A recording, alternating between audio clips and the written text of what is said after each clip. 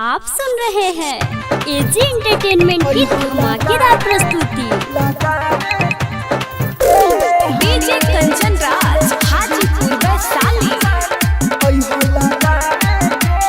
हमारा से बड़ी करत रहला बहो होता शादी खत्म करी सब हो।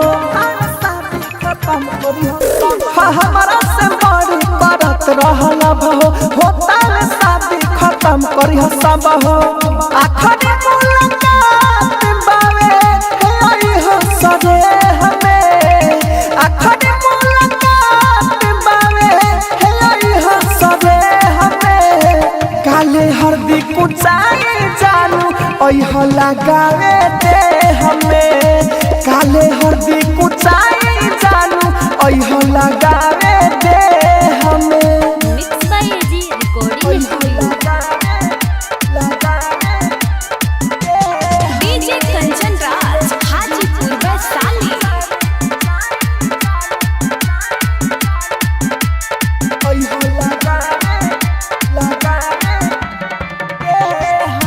शादी से पहले तोहके देखल चाहतानी।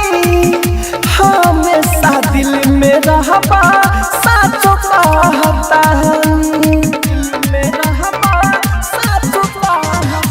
शादी से पहले तोहके देखल चाहतानी। हमेशा दिल में रहबा साचो कहतानी।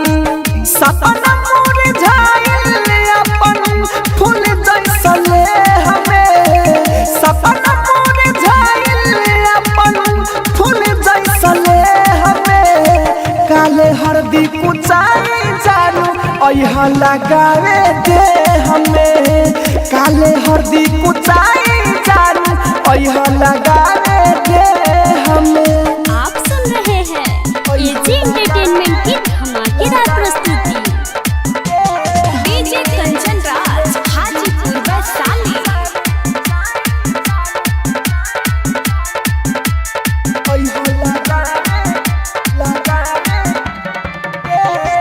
राहुला राजधानी तोहसे एतने बानी होगा। देह पियर करी हमारा बैठ के कोरा। राहुला राजधानी तोहसे एतने बानी होगा। देह पियर करी हमारा बैठ के कोरा। है अमिते आशिक दिल के बतिया रखी छे हमें। है अमिते आशिक दिल के बतिया रखी छे हमें। काले हरदी कुचाई जान ओह लगावे दे हमें। काले हरदी कुचाई जान ओह लगावे दे हमें। एजी रिकॉर्डिंग स्टूडियो रोशनपुर सपहा।